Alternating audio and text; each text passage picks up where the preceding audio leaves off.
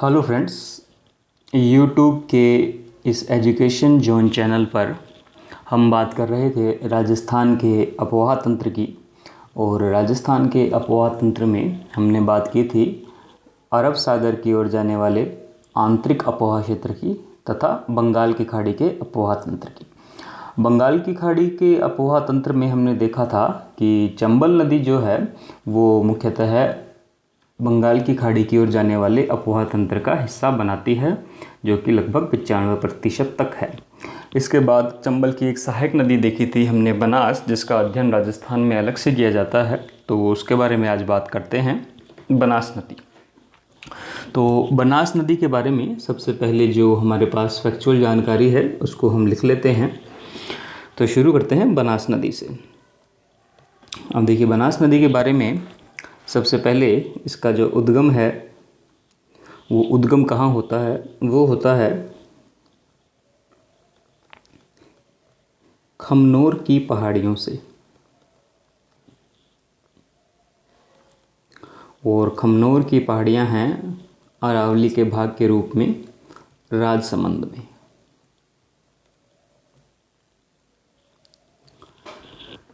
वहाँ पे इन्हें जसवंतगढ़ की पहाड़ियाँ भी कहते हैं, इस नाम से भी जाना जाता है इन पहाड़ियों को।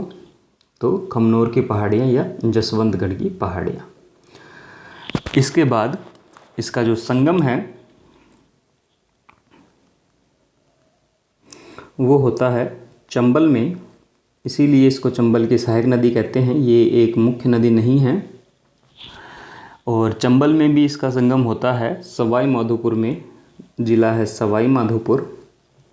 और रामेश्वरम घाट में त्रिवेणी संगम के रूप में ये समाप्त हो जाती है। तो यहाँ पे इसका संगम हो जाता है।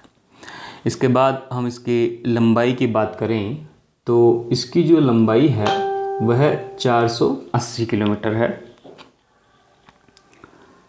480 किलोमीटर लंबी ये नदी है।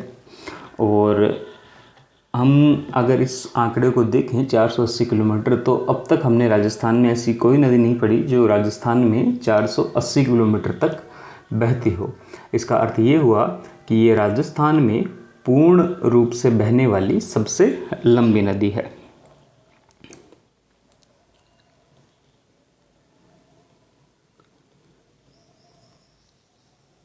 राजस्थान में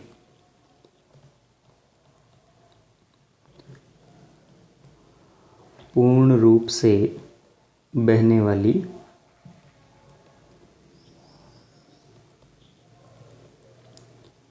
सबसे लंबी नदी। ठीक है, अगर ऐसे पूछा जाए कि राजस्थान से गुजरने वाली सबसे लंबी नदी, तो आप लिख देंगे चंबल। पूर्ण रूप से बहने वाली सबसे लंबी नदी तो बनास। पश्चिमी राजस्थान में सबसे लंबी नदी तो आप लिख देंगे लूनी। तो हर चीज़ अलग अलग तरीके से देखना पड़ता है, प्रश्न का समझ के उसका आंसर देना है आपको। तो ये हुई इसकी जो लंबाई थी। अब इसके अन्य नाम, इसको और किन किन नामों से जाना जाता है, तो इसके अन्य नाम देखिए। इसके अन्य नाम हैं वर्णाशा,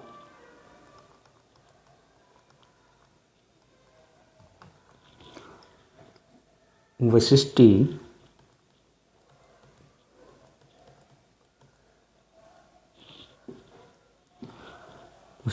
सॉरी, ये मात्रा बड़ी आएगी वशिष्ठी में। इसके बाद वन की आशा,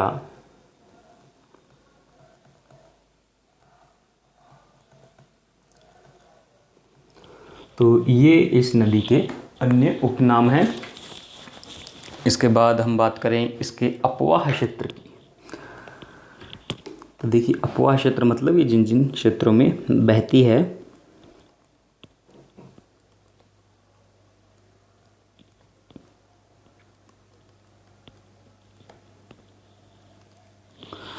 तो अगर अफवाह क्षेत्र को हम ज़िलों के हिसाब से देखें तो यहाँ पे ज़िले लिख लेते हैं हम।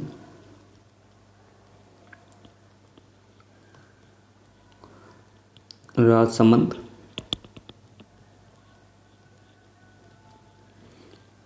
उदयपुर,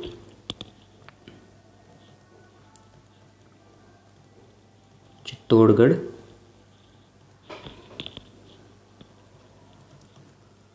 भीलवाड़ा,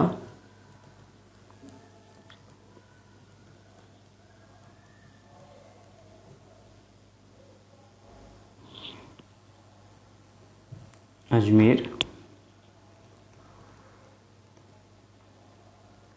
टोंक और लास्ट में सवाई माधोपुर।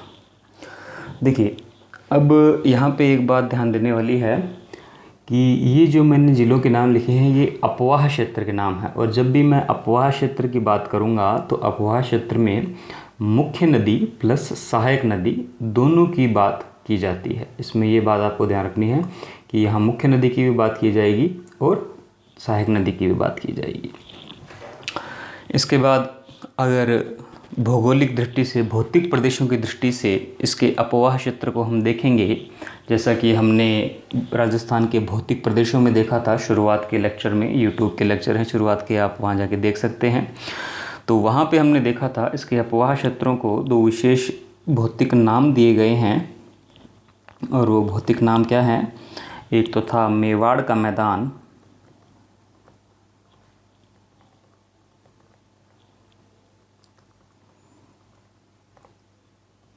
और दूसरा था मालपुरा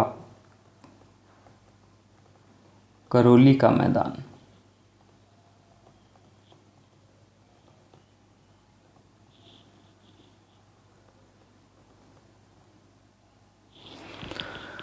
तो ये भौतिक दृष्टि से इसके अपवाह क्षेत्रों के नाम हैं, मेवाड़ का मैदान और मालपुरा करौली का मैदान। तो इनको याद रखने की ट्रिक्स भी निकाली थी कि मेवाड़ के मैदान में जो जो ज़िले आएंगे वो आप पिछले लेक्चर में जाके देख सकते हैं उस ट्रिक को, कि राजसमंद, भीलवाड़ा और चित्तौड़गढ़ जिसे हम आरबीसी कहते थे, और मालपुरा करौली के मैदान को हमने एटीएम से याद किया था, अजमेर, टोंक और सवाई माधोपुर। तो वो लेक्चर देख लीजिए इसमें कोई कन्फ्यूज़न हो तो। इसके बाद एक लास्ट इम्पोर्टेंट फैक्ट है इस नदी के बारे में कि जो भूरी मिट्टी का प्रसार क्षेत्र है वो इस नदी के अपवाह क्षेत्र के साथ साथ चलता है, मतलब इस नदी के कारण भूरी मिट्टी का क्षेत्र बना हुआ है। तो ये बात थी इस नदी के बारे में बेसिक फैक्ट। अब हम आगे डायग्राम से समझेंगे कि इसका उद्गम से लेकर अंत, इसमें मिलने वाली सहायक नदियाँ और इस पर बनने वाले त्रिवेणी संगम और अन्य महत्वपूर्ण तथ्य। तो इस डायग्राम से अब हम समझेंगे इस नदी के अपवाह क्षेत्र को। अब देखिए, ये सबसे पहले जो लाल पेन के द्वारा बनाई गई नदी है ये बनास नदी का क्षेत्र है मुख्यतः। जो नीले पेन के द्वारा बनाया गया क्षेत्र है ये इसकी सहायक नदियों का क्षेत्र है, और जो हरा पेन है उसके द्वारा इसके बारे में अन्य महत्वपूर्ण फैक्ट्स को एक जगह पे लिखा गया है। ठीक है, तो हम शुरू करते हैं सबसे पहले बनास नदी के उद्गम से, इस लाल क्षेत्र से। देखिए कि यहाँ पे राजसमंद से इसका उदय होने के बाद, इसमें हम पेन को बदल लेते हैं, इसका उद्गम राजसमंद की खमनोर की पहाड़ियों या जसवंतपुरा की पहाड़ियों से होने के बाद यह नदी जाती है उदयपुर में, उदयपुर के बाद जाती है चित्तौड़ में, चित्तौड़ के बाद जाती है भीलवाड़ा में, और भीलवाड़ा के बाद इसमें अजमेर और राजसमंद के मध्य सीमा रेखा बनाती है। अब देखिए यहाँ पे अगर आप इस तरह से गिनेंगे जिलों को कि राजसमंद, उदयपुर, चित्तौड़, भीलवाड़ा, अजमेर, टोंक और सवाई माधोपुर, तो आपके सामने 7 जिले हो जाएंगे। पर एक्चुअल में क्या होता है कि अजमेर में इसका अपवाह क्षेत्र है, इस नदी का प्रवेश नहीं हो पाता। इसकी सहायक नदियाँ जो डाई और खारी आगे पढ़ेंगे वो अजमेर से आती है। तो अपवाह क्षेत्र अजमेर में है पर बनास स्वयं अजमेर में प्रवेश नहीं करती। इसलिए अगर ये पूछा जाए कि बनास नदी कितने ज़िलों से बहती है तब आप अजमेर को काउंट नहीं करेंगे, पर अपवाह क्षेत्र के अंदर अजमेर को काउंट किया जाएगा। ठीक है, तो यहाँ अपवाह क्षेत्र के हिसाब से मैं बात कर रहा हूँ, और अगर आपको कन्फ्यूज़न है तो ये अजमेर आप छोड़ भी सकते हैं, क्योंकि अगर ये मुख्य नदी में ले लोगे तो ये गलत हो जाएगा। ठीक, तो भीलवाड़ा के बाद ये अजमेर की बाहर की सीमा से होते हुए टोंक में चली जाती है और टोंक के बाद ये सवाई माधोपुर में जाके वहाँ पे जो स्थान है खंडार स्थान, वहाँ पर सीप नदी के साथ मिलकर चंबल में मिल जाती है और फिर चंबल इस नदी का जल लेकर आगे यमुना में मिल जाती है। तो ये बात हुई मुख्य नदी की। अब देखिए इसकी सहायक नदियों के बारे में हम बात करते हैं। तो सहायक नदियों में सबसे पहले हम बात करते हैं सबसे इम्पोर्टेंट नदी की, जो कि है बेड़च या आयड़ नदी। इस लाल नदी के नीचे जो बना रखी है मैंने नदी, जिसका उद्गम उदयपुर की गोगुंदा की पहाड़ियों से होता है, तो ये नदी है आयड़ या बेड़च नदी। तो देखिए जब इसका उद्गम होता है और इस नदी के किनारे पर हम देखते हैं कि प्राचीन आहड़ सभ्यता भी यहीं बसी हुई थी। नदियों के किनारे जो सभ्यता होती है उसकी हम बात करते हुए आए हैं। तो आहड़ सभ्यता का विकास यहीं हुआ था। फिर ये गोगुंदा की पहाड़ियों से उद्गमित होकर ये नदी आगे की ओर चलती है और लगभग इसको जब तक ये उदय सागर झील में नहीं गिरती तब तक इस नदी को आयड़ ही कहा जाता है। ठीक है, तो ये इम्पोर्टेंट बात है। इस नदी का नाम आयड़ और बेड़च दोनों है, पर आयड़ कब तक है और बेड़च कब तक है इसको ध्यान रखना है कि उदय सागर झील में गिरने से पूर्व ये नदी आयड़ कहलाती है। उसके बाद उदय सागर झील से जब ये आगे निकलती है इसको बनाकर, तब इस नदी का नाम हो जाता है बेड़च नदी। इसके बाद ये आगे चलती है और चित्तौड़गढ़ में प्रवेश करती है। देखिए इसका जो प्रवाह क्षेत्र है उसका भी ध्यान रखना है, इम्पोर्टेंट नदी है। उदयपुर से उद्गम हुआ, फिर ये चित्तौड़ में प्रवेश करती है और चित्तौड़ में यहाँ पर एक नदी आकर मिलती है और इस नदी का नाम है गंभीरी नदी। इस गंभीरी नदी का उद्गम मध्य प्रदेश से होता है तथा ये उत्तर की ओर चलते हुए चित्तौड़ में आकर बेड़च नदी से मिल जाती है। तो देखिए यहाँ पर अब दो नदियों का संगम हो गया, बेड़च और गंभीरी नदी का, तथा यहीं इन नदियों के संगम पर चित्तौड़ का दुर्ग अवस्थित है। ठीक है, इसके किनारे पर ही चित्तौड़ का दुर्ग बना हुआ है, तो ये बात ध्यान रखनी है। इसके बाद ये नदी चित्तौड़गढ़ में ही आगे की ओर चलती है और आगे की ओर जब जाती है तब यहाँ पर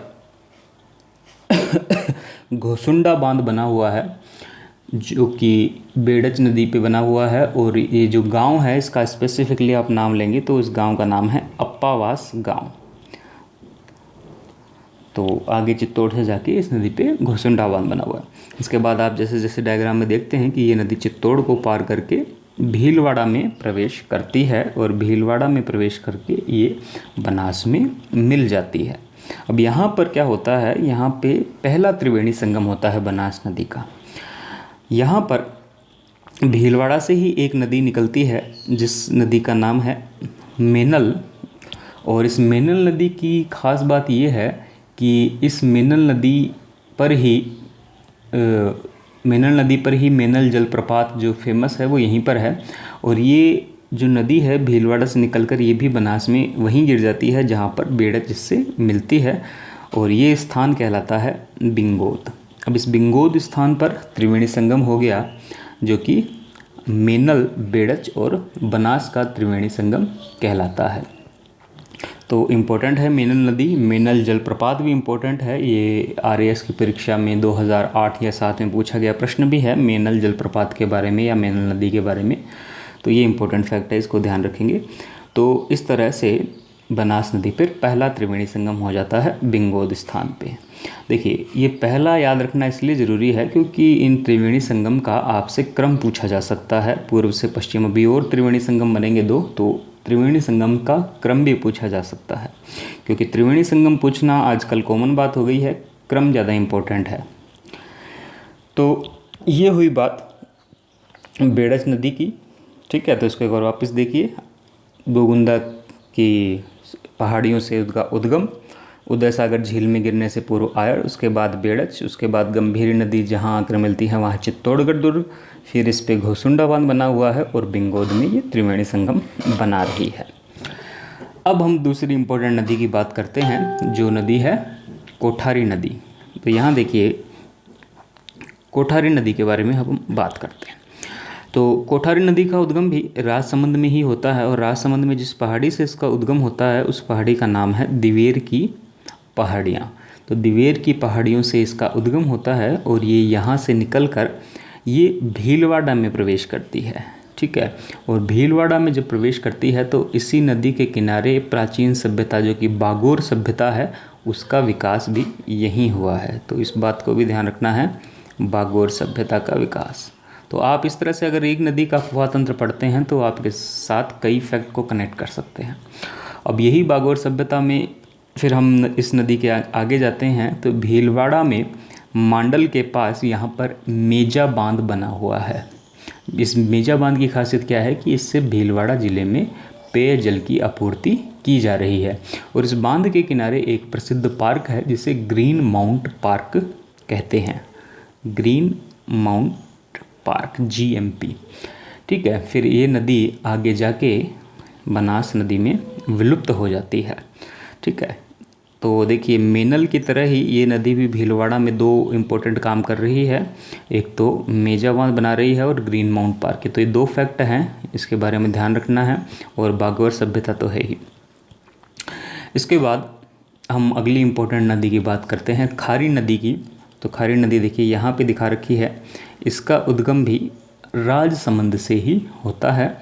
और राजसमंद में जब ये निकलती है, ये जो पहाड़ियाँ हैं ये है बिजराला ग्राम की पहाड़ियाँ, तो ये नाम भी ध्यान रखिएगा।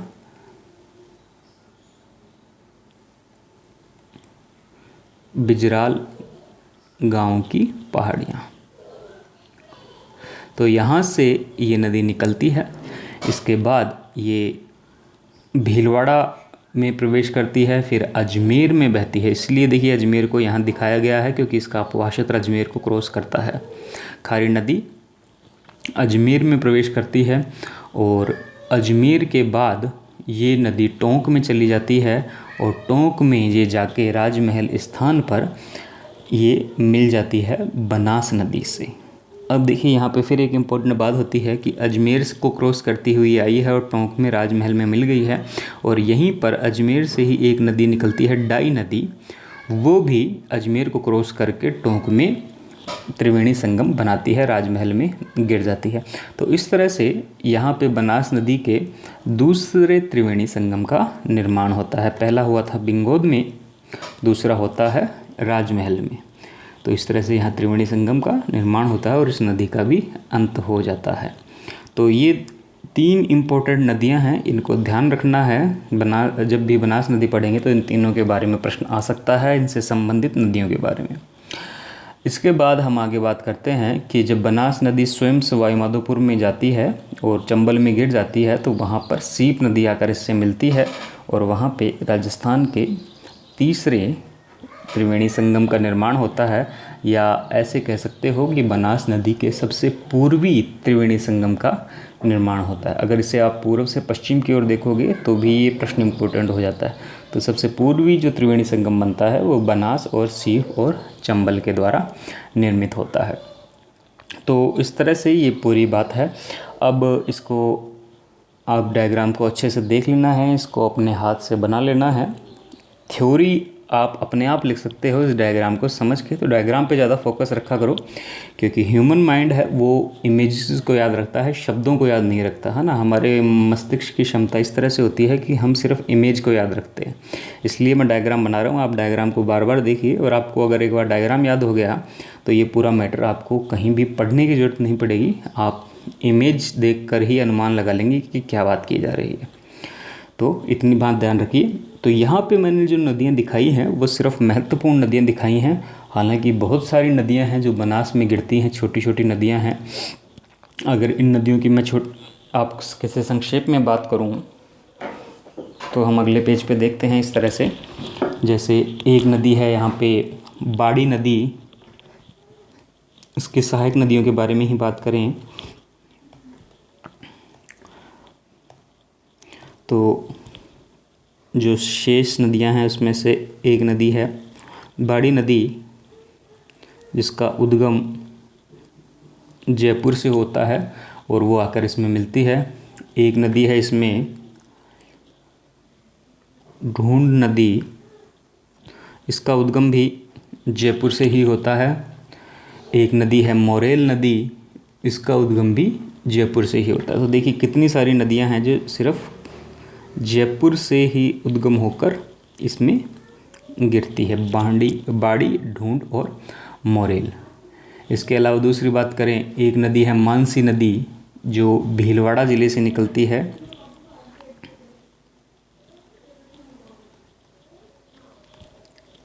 पर इनके बारे में प्रश्न आने के चांस बहुत कम होते हैं, इसलिए इन पे ज़्यादा दिमाग नहीं लगाना है। देखिए, किसी भी एग्ज़ाम को क्रैक करने के लिए आपको ये पता होना चाहिए कि आपको सब कुछ नहीं पढ़ना है। पहली बात, अगर आप ऐसे समझे कि मैं हर चीज़ को याद करके चला जाऊँ, तो ये आप बिना बात की हार्ड वर्क कर रहे हैं, इससे काम नहीं चलेगा। आपको स्मार्ट वर्क करना पड़ेगा, मतलब उन हिस्सों पर, उस भाग पर, उस पार्ट पर फोकस करना पड़ेगा जो कि एग्ज़ाम में पूछा जाता है।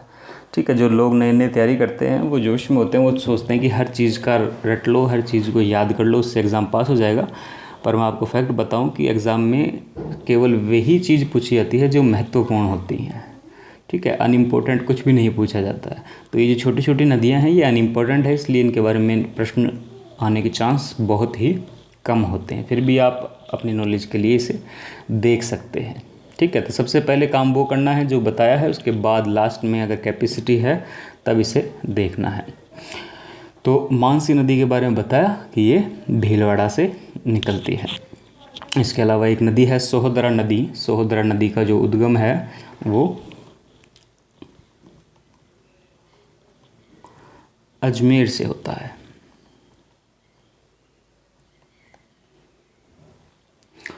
इसके अलावा अजमेर से और भी नदी निकलती है, नदी निकलती है मानसी नदी।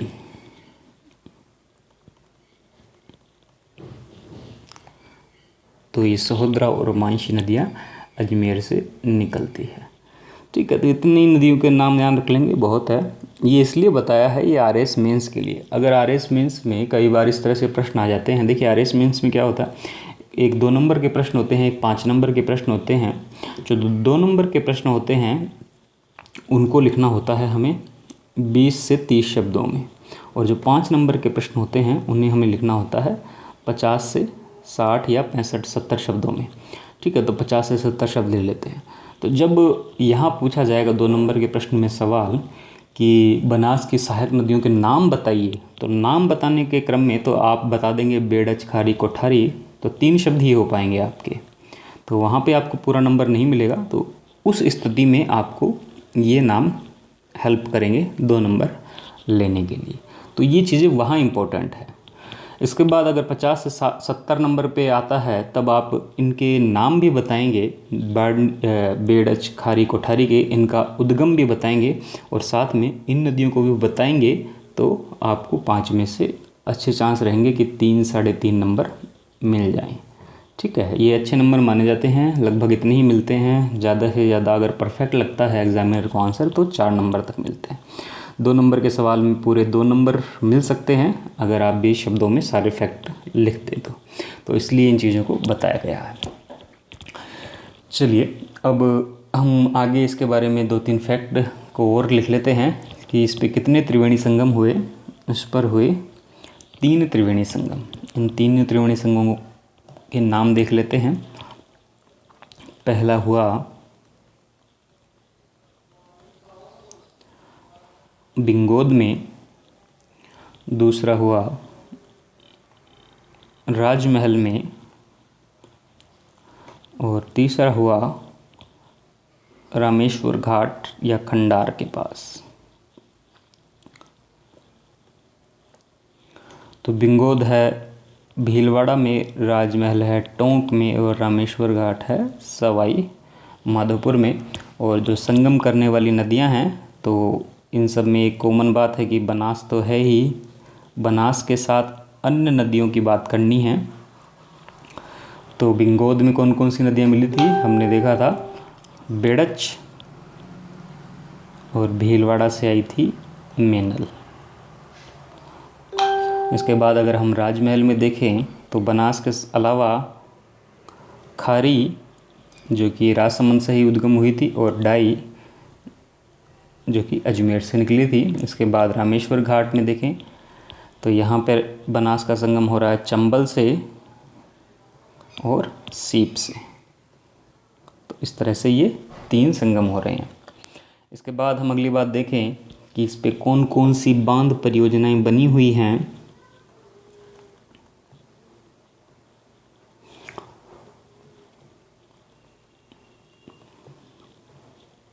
बांध परियोजनाएं, देखिए पहली बांध जो परियोजना है सबसे महत्वपूर्ण वो है बीसलपुर, जो हम देख चुके हैं, त्रिवेणी संगम पर ही है ये, टोंक में। दूसरी है इसरदा,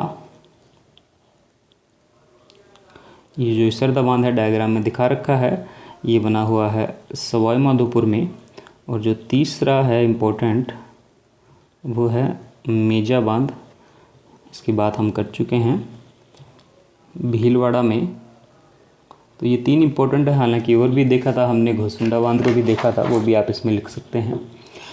तो बीसलपुर के बारे में हम वैसे पढ़ेंगे आगे नदी जल परियोजनाओं में, पर अभी आपको बता दूं कि ये राजस्थान की सबसे बड़ी पेयजल परियोजना है, सबसे बड़ा कंक्रीट बांध है, और इसमें फ्यूचर में प्लानिंग हो रही है चंबल नदी से इसको जोड़ने की। तो ये आगे हम नदी जल परियोजनाओं में डिटेल में इसको पढ़ेंगे। और इसका ही जो अतिरिक्त पानी है बीसलपुर का, वो डाला जा रहा है इसरदा बांध में। तो ये सब बातें हम कर लेंगे आने वाले समय में। तो यहीं पर हम ख़त्म करते हैं बनास नदी को। इसमें आपको कोई प्रॉब्लम हो तो आप कमेंट में पूछ सकते हैं। और धीरे धीरे ये लेवल है जो RS प्री के हिसाब से तो मैं आपको बता ही रहा हूँ, इसमें RS मेंस का भी आपको मैं बताना शुरू करूँगा, क्योंकि जो भी स्टूडेंट्स RS मेंस के लिए इंटरेस्टेड हैं या RS की परीक्षा देना चाहते हैं, तो RS की परीक्षा इस तरह से नहीं दी जाती है कि आप पहले प्री की तैयारी करें और फिर मेंस की तैयारी करें। दोनों की तैयारी एक साथ ही शुरू की जाती है। और तरीका तो ये होता है कि जब जैसे अभी आपके पास समय है तो आप पहले मेंस की तैयारी शुरू करें और प्री की तैयारी शुरू करें जब प्री की एग्ज़ाम आने वाली हो, उससे 3 से 4 महीने पहले। तो RS की डील करने वाले बच्चे हमेशा दिमाग में रखें कि पहले मेंस की तैयारी करनी होती है, फिर प्री की तैयारी करनी होती है, क्योंकि प्री के बाद जो रिज़ल्ट आता है तो मेंस में इतना समय नहीं मिलता कि आप पूरे सिलेबस को कर पाएँ। और ये जितना मैं आपको पढ़ा रहा हूँ ये आपके RS प्री के लिए पर्याप्त है और RS मेंस के लिए भी पर्याप्त है। हालांकि RS मेंस के लिए अलग से क्लास लेंगे जब प्री का एक बार सिलेबस पूरा हो जाएगा, कि किस दृष्टि से प्रश्नों को लिखा जाता है, प्रश्न किस तरह से आते हैं, उसके लिए हम अलग से क्लास लेंगे। तो फिलहाल आप इसे ध्यान से पढ़िए। Thank you.